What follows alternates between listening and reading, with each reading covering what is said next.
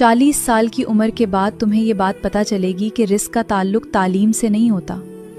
एक कम पढ़ा लिखा हुआ इंसान और एक ज़्यादा पढ़ा लिखा हुआ इंसान 40 साल की उम्र के बाद बराबर हो जाते हैं। एक डॉक्टर जितने पैसे कमा रहा होता है ना, उससे कई ज़्यादा एक दुकानदार पैसे कमा रहा होता है।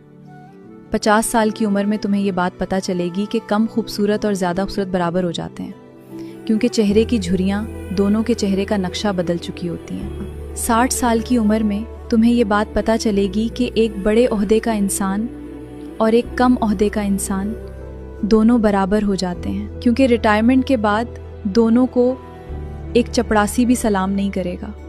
70 साल की उम्र के बाद तुम्हें ये बात पता चलेगी, घर बड़ा हो या छोटा कोई फ़र्क नहीं पड़ता, क्योंकि घुटनों का दर्द तुम्हें एक कमरे से दूसरे कमरे में भी जाने नहीं देगा।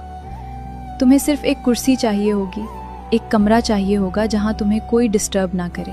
80 साल की उम्र में तुम्हें ये बात पता चलेगी कि तुम कितने अमीर हो या कितने गरीब हो, कोई फ़र्क नहीं पड़ता। 80 साल की उम्र में अगर तुम्हारे अकाउंट में करोड़ों रुपए भी पड़े हैं ना, तो तुम्हारे किसी काम के नहीं, क्योंकि 80 साल की उम्र के बाद ना तो भूख लगती है और ना ही कोई ख्वाहिश बाकी बचती है। 90 साल की उम्र के बाद तो ना नींद अपनी रहती है और ना नींद से उठने के बाद ये याद रहता है कि करना क्या है। समझाने का मकसद एक ही है कि इंसान सारी ज़िंदगी इन 3 चीज़ों के पीछे भागता है, पैसे के पीछे, ओहदे के पीछे, खूबसूरती के पीछे।